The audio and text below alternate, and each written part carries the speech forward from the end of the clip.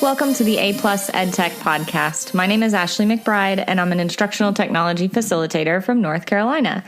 This episode is going to be just a little bit different than what you might be used to from me. Usually you get one of two things out of my podcasts. You either get me talking about an educational topic, or you get me interviewing someone else. In this episode, we're going to end up doing a little bit of both. So this is going to be my wrap-up of everything ISTE. And I'm going to start with my reflection of ISTE, sort of what all happened there. And then I'm going to close out with an interview with Derek Larson. And that interview was actually recorded at ISTE, so some of the sound might be a little weird. So the first thing I want to do is my own reflection on ISTE, and I'm going to take you day by day, but I'm not going to sit there and go through every single thing that happened.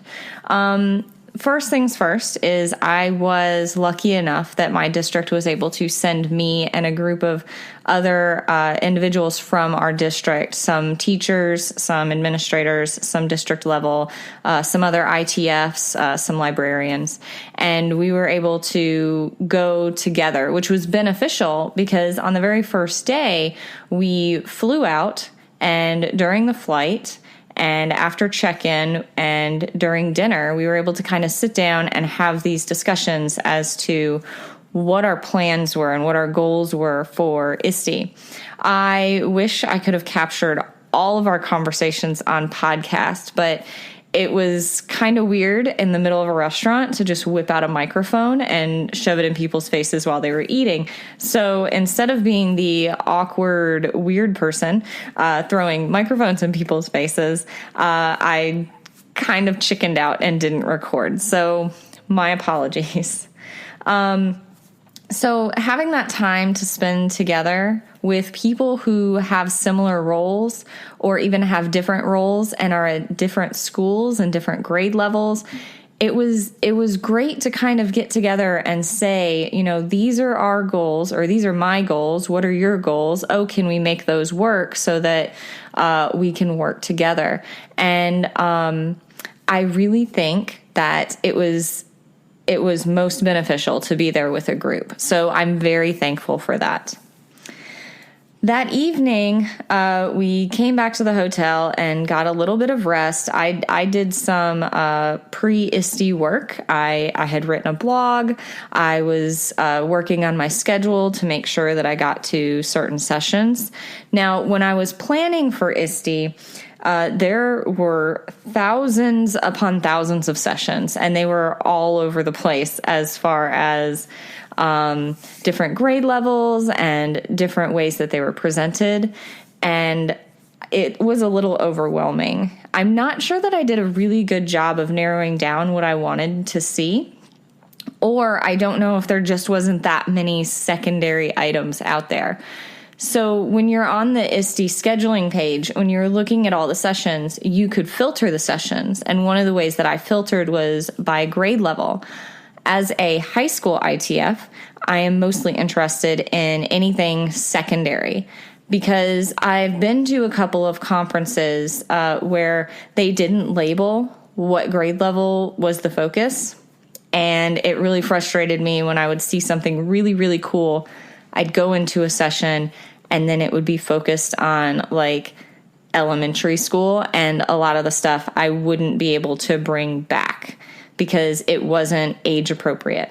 Now, I'm not saying things that elementary school students couldn't be used for high school students, but there are a lot of tools and things that honestly, if I were to walk into a high school class and try to use it, I don't know how well it would work. So a lot of those sessions, when I end up in those, I end up getting more resources for my small children at home than I do for work. And I will, when I get a chance to gather elementary, I'll gather stuff and I'll share it with elementary ITFs that I know and elementary level teachers that I know. So I don't want to call it a waste, but it wasn't my personal focus.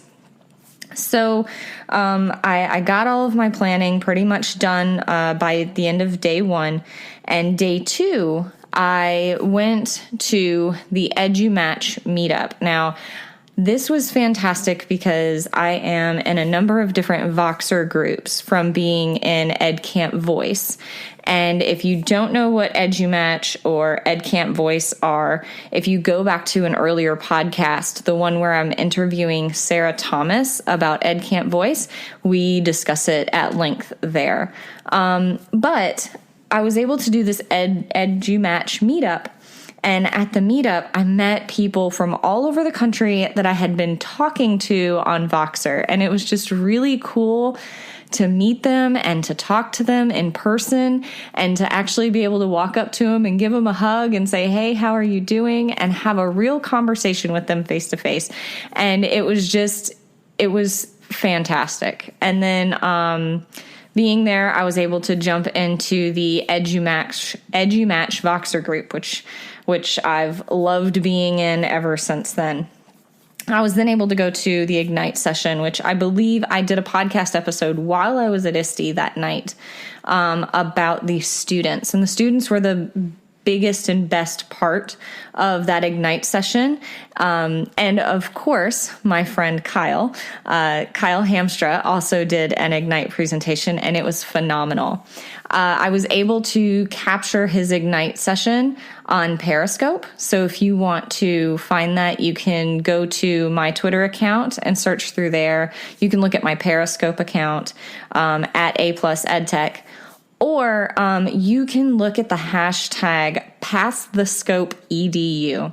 Now, this group, I joined this group and I was nowhere near the amount of focused as some of these Pass the Scope EDU ninjas were.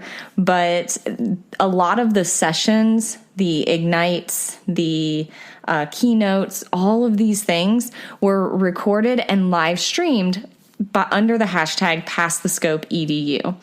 And this group has been phenomenal for recording different conferences and different sessions so people who can't physically be there can get information from it. So if you want to catch any of that, just go to the hashtag #PassTheScopeEDU. So after the Ignite session, I'm walking around with one of the other ITFs from my district, and I just happened to glance over and I see Tara Linney, and I say, wait a second, she just did an Ignite session. And I talking to my friend, I said, I should ask her if I can record a podcast episode with her, but let's just go. I'll email her or something. And I'm not as much of a self-promoter as sometimes I probably should be. And luckily my friend was there and she kind of grabbed me and said, no, go over there, go ask her if she wants to podcast with you. And she did. And she sat down with me and had a great conversation. We had a great conversation together. And that's actually one of the episodes that was released during ISTE as well. And then the keynote. The keynote was awesome. Again, if you want to see it, I know there's a lot of people who have tweeted and blogged about the keynote there, and it was great and it was inspirational. It was about continuing to push through and being creative and what being creative looks like. It was great, and if you want to go see that opening keynote, again, hashtag #PassTheScopeEDU. So day 1 and day 2, fantastic. Day 2, I felt the fire in my belly and I was so excited, and I had gotten 2 podcast episodes before I went to bed recorded. I believe I had one edited and posted that night. I was doing pretty well. And I think I also got a blog post out. So I was really excited. Day 3, and went to bed very late. Day 3, I went and I got to look at some poster sessions, and that was different. I had not been to a whole lot of poster sessions. So a poster session is where a number of people who have presentations have a table set out, and you just walk up to them and you talk to them. And at this poster session, there was one group of students. They were from Mexico, and I was talking to this student, and he was telling me that they used a 3D printer to print little figurines and all of these cool things. And they had all of them scattered around the table. And I'm nodding my head, and I said, yes, that's fantastic. And I loved it. And then the teacher of the students was standing next to me talking to someone else. And he said something like, well, when we built the 3D printer, and I stopped for a second and I looked and I said, I think you buried the headline, kid. Did you guys build this 3D printer? And yes, in fact, these students from Mexico could not afford to buy a 3D printer. So they built one. They built one from scratch. And then they had all these figurines that they were 3D printing. I am hoping that I can find them again on Twitter. I have some of their information. I'd love to get them on the show. But it was just phenomenal to see what they had done with it. And in fact, when I walked away, they had given me, they gave me a little figurine because I told them I wanted them on my podcast, and they gave me one of the little figures. So I have it sitting on my desk at school because I was so inspired by their story.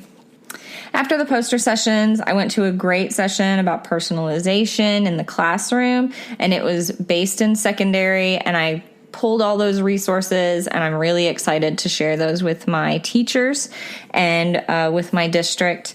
And then also went to a game-based learning presentation later in the afternoon. And those were the two best sessions that I went to the entire time I was there. And they fell in the same day.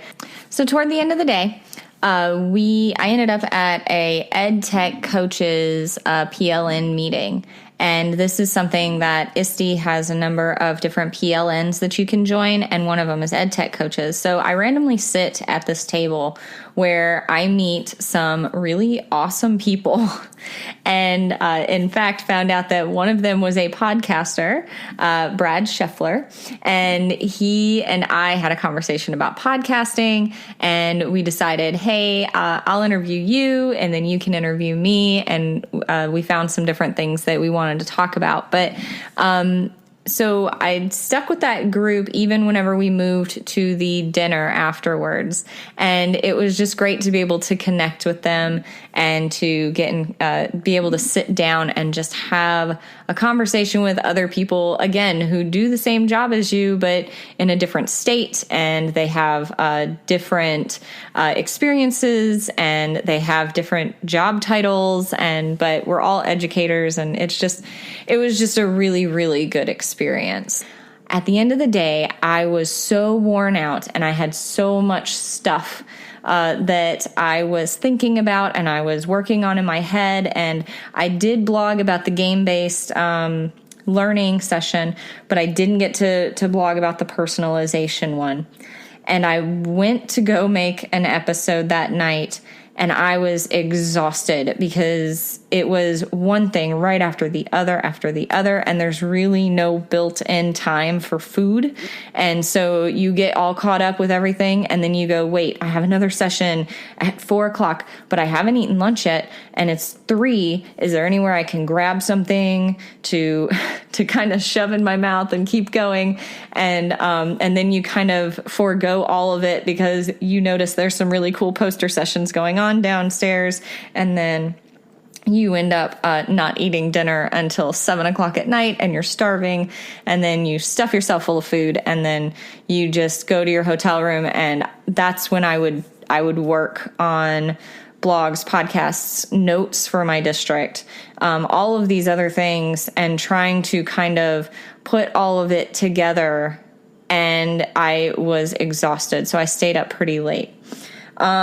So day 4, they had the opening keynote, or the middle of the set. They had the next keynote, and we had the same keynote presentation. Not exactly the same, obviously. It had been changed a little bit. Some things were added, some things were taken away, but the same keynote had been presented at NC Ties. So it was the same speaker, a similar, almost it was a similar message, a lot of the same little stories, and they were great to listen to again. And I loved listening to that keynote. It's very inspirational.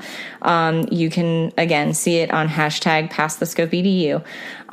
But instead of, because we knew, those of us who were from North Carolina, from my district, there were three of us, and we said, there's a lot of people in that keynote session. It's crowded. Everybody's kind of stuck right next to each other, and we've seen something like this before. So let's go and see if we can just go chill in the Bloggers Cafe and sort of talk together about what we've seen, what we're excited to see, and kind of have a good conversation together. So we went to the Bloggers Cafe, and of course they were streaming the keynote. So we got to watch the keynote while sitting at a table with our computers open, able to work on blogs and have conversations with each other, which was wonderful.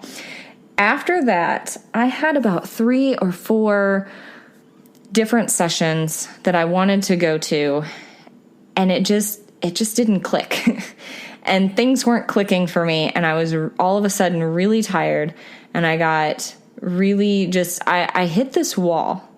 And it just came to me, came and hit me out of nowhere. I had gone to a playground session, and then I went back to the Bloggers Cafe, and I was a mess.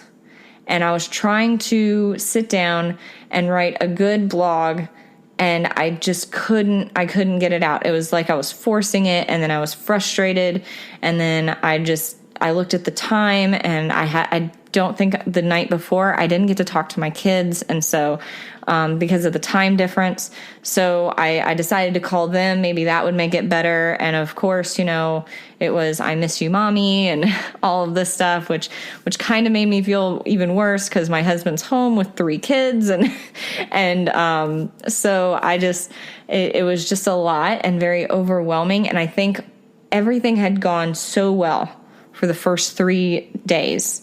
The flight, the meetings, the sessions, everything was on point. And then all of a sudden, this 4th day hits like a ton of bricks, and it just felt like things weren't going right. So, and I wasn't getting anything, and then I felt this guilt for not getting anything because I had been given this trip by my district, and I had been focused so much on trying to get so much stuff for professional development so that next year they could say, yeah, Ashley brings stuff back, and she works really hard to do those things. And so I just had this pit in my stomach, and I just wasn't feeling it. And it was just this gloomy blah. So, and I'm seeing all these other people buzzing around, and I see them wailing away on keyboards and knowing that they're creating, cool stuff, or that they're, really reflecting. And I just couldn't do it anymore. And I was tired. So, I ended up meeting up with Derek Larson, who you're going to hear soon. And we had a conversation. And then we recorded each other for podcast episodes. And he was there with the House of EdTech, a podcast that I do listen to and I do enjoy. He was there as somebody who was doing some interviews for the House of EdTech at ISTE. And so he interviewed me, and then I turned around and interviewed him. And I felt better because in the interview he asked how ISTE was going, and I told him I was overwhelmed and it was a lot. And it was just a good calming to have another person there who was saying something similar, and to be able to sit there and have that conversation. It was good. So after that, I went to a research paper session, which I thought was going to be boring, and I figured I'd get up afterwards, but the topic was interesting for me. It was about coaching and going from coaching for technology into instructional coaching and curriculum design. And I was actually really, really interested in what they had to say. It was a college group of researchers who were working they were working on their dissertation, and I think it was kind of a group effort. And they were talking about different aspects of their program, and they were doing the research for it. And it kind of brought me back into, yes, this is awesome. Things are going great. And that night I just relaxed. So day 5 comes, and I have relaxed, and I've decided, I'm going to get what I get, and I'm going to be good, and I've gotten all of this stuff already. So I went to a couple of different sessions, and one of them I wasn't as impressed with, but the other one I did like. It was a math-based session, which I needed for my math teachers, whom I hope to work with a lot more this year. And then we headed home, and afterwards, I got home and we were leaving for Florida the next day. So I never really had the chance to reflect like I just currently did with you. And I've been working on it for the last couple of weeks, and we've been in the midst of unpacking a whole bunch of stuff that we had to bring home. And my house has been just an utter disaster area. So I kind of had to get through all of this vacation, and then all of these personal things that I had to get through before I could sit down and really start pouring through some of the things that I learned from ISTE. So that's why, after all that's why it took me so long to get ISTE 17 out. So without further ado, the remainder of this episode will be a conversation that I had with Derek Larson as he talks about his ISTE experience. I hope you enjoy it. Derek, can you tell us a little bit about where you're from and what you do? Sure. Hey, thanks, Ashley. I live in Utah, Southern Utah, and I am right now an EdTech director for the Southwest Educational Development Center. Basically, we're a regional service center or a rural service center. I think some places call them ESAs.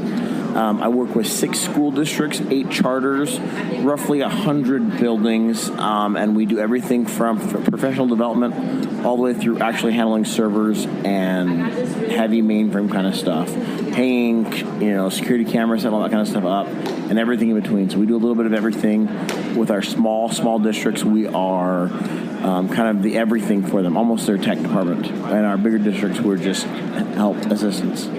So what is the one thing about your job that you're most proud of? So I'm brand new. I haven't been in a full year yet. August 1 is my anniversary date. So I think the thing I'm most proud about is just being able to get in and get to know that many buildings. I've walked in every building except for the ones in our largest district. One of our districts is by far the largest, has 50 plus buildings in it. So half of my whole region is one district. And I've been in every other building across my region. Even some of those involve driving for 8+ hours to get to. And so I've been in all the small little places, and most of the ones in Washington District, which is our big one. I think I'm about 15 short of my 100 plus. Yes. So what were some of your goals? Because obviously you're here at ISTE. So what are some of your goals that you might have had on the way in coming into ISTE?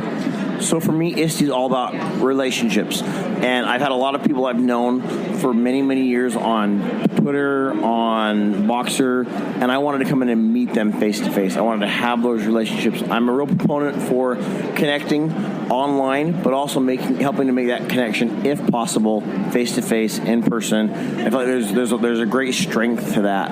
And that was my number one goal, was coming in, meeting as many of my PLN as possible.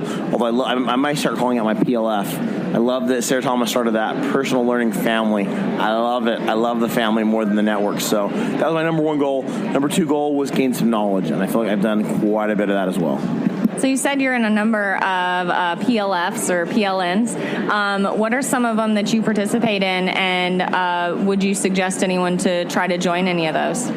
Yeah, so one of the first things I would suggest is pick a social network of some sort, whether that's Twitter, whether that's Facebook, whether that's Voxer. Pick one of them and dive deep into it. Try to get to know people. Look for educators, find educators, see who they're following or who they're connected with, and connect there as well. Even if you just lurk. And typically the word lurk has a very negative connotation. In social media, I think it's totally legit to start with lurking. Just watch and listen, and then once you feel comfortable, get yourself in there. But I would say start with one of those. Find something you're passionate about. If you're a fourth grade teacher, find other fourth grade teachers to help yourself learn. If you're a middle school science teacher, look for science teachers. No matter what you do, I guarantee there are people out there on different networks. Just get out there and join. There's a lot of people, educators that are just amazing. You might think, oh my gosh, they're so popular, they have all these people. No, that doesn't exist. Every educator is there to help and share and learn and grow. So here at ISTE, obviously, you're probably still hitting up some sessions. Do you have any favorite sessions that you've been at? Yeah, so I've been a little different this year. I came to ISTE also working with a group called Past the Scope EDU. And one of the things we do is every third Thursday, we scope out on Periscope great things happening in education. There's a different theme every month. And we've come acting almost like a news group. We're calling ourselves the ENN, Educators News Network, and we're sharing out all kinds of awesome things. We're live streaming as many events as we can. We're interviewing different people. Yourself, you were interviewed just recently. It was fabulous. And so I've not been to many quote-unquote standard sessions. Most of the stuff I've gone to have been the keynotes, the Ignites, the 1 and 3, some of those bigger things. And I've been sharing it out for those that could not come to ISTE, as well as those who could come to ISTE, but maybe can't get to everything because it's so big. And sometimes you're torn. You want to go to here and here and here. And so I think my favorite session I was at was actually the 1 and 3s just barely today was really, really excellent. It's kind of a new idea. You have 3 minutes to share one idea, and it's just real rapid pace to the point that at 3 minutes they cut off your mic. And it was just really cool to kind of be in there and have like this rapid fire one after another of people. So that was it. Yeah, I really enjoyed that one too. So do you feel like that you've met your goals that you had for ISTE? You know what? I feel like I've done a really good job. I think my goals are never fully achievable, and I'm really bad at goals for that reason. I always have super, super lofty goals. I knew I couldn't meet everyone in my PLN, but I really tried. I've met a lot of people. I've been all over the place. I came in with way too many things to do. I wanted to come in and just play and have fun and learn, and you got to have some sleep at some point. You got to rest, and I'm a big proponent of unplugging, disconnecting, recharging, and I did not do that very well. So I'm kind of running on fumes. So in that case, I'm failing. But I've done really well to see a lot of different people. My list was too big, and I came in. I thought I can do it all. I'm Superman, but nobody is super. At least not in that sense. You've got to rest. You got to slow down. Cut whatever you want to do in half. So, ISTE, you going to come back again? So I will come back. I got to find funding. The number one thing is as long as I can make it financially work, I will be here. This has been incredible. Absolutely mind-blowing. Opened up my eyes to so many things. I've met people here who I thought they're just like this amazing person. What would they want to talk to me for? I had a great conversation with Erin Klein earlier today, who, not saying that she wouldn't think like that, but she's one of those really popular educators, and she's amazing, super nice, super kind. We sat down, we had a little chat. She was busy doing something else as well, but yet still took a few minutes to chat with me, and it was just, we've got to remember that everyone is just here to learn and grow, and don't be afraid to go up and say hi. I was at lunch yesterday with some great ladies, and this woman walked in by herself, and we know she had a bad one. She said, "Come sit with us," and she said, "Oh my gosh, thank you so much. That's so nice. I ate lunch by myself yesterday." And we almost cried with her right there. We're like, what? Nobody eats alone at ISTE.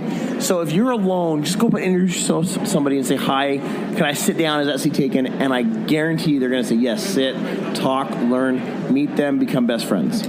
So from personal experience, I know that you are a great PLN or PLF member. Where can people find you so they can join your virtual PLN? So my username is Lars3EB, Lars number 3EB. I know it's funky. My last name is Larson, so there's the Lars. Third Eye Blind is my favorite band ever, so there's the 3EB. So Lars3EB. At that point, plug that into any social network, any social media, you're going to find me. I have it almost everywhere. And if I'm not there, let me know and I'll go grab it. So that's the best place to find me. Well, thank you so much. Do you have anything else you'd like to share? So the only thing I'd say is just remember that no matter where you go, it's important to connect digitally, but find a way to connect people in person, face-to-face, whenever possible. That's not saying that the social and the digital is not good, but I think if you can take it to the next step and really get to know them one-on-one, face-to-face, make a 3D relationship, as I've been hearing around here, it makes it so much more amazing.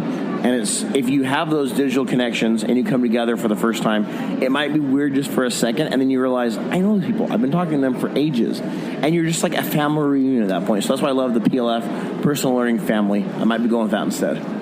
Well, thank you so much, and I'm glad we finally got a chance to sit down. Thank you so much. I appreciate being interviewed. Look forward to hearing it.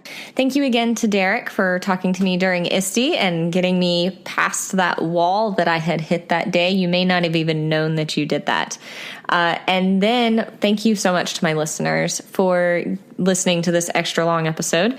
And I would like you to know that if you go to the show notes at aplusedtech.com, I'm going to link in all of the Twitter accounts to the presenters that I mentioned in this episode. I'm also going to put in those hashtags, the Pass the Scope EDU, and all of the other information that I kind of discuss in here. So check that out and go and follow some of these really amazing educators.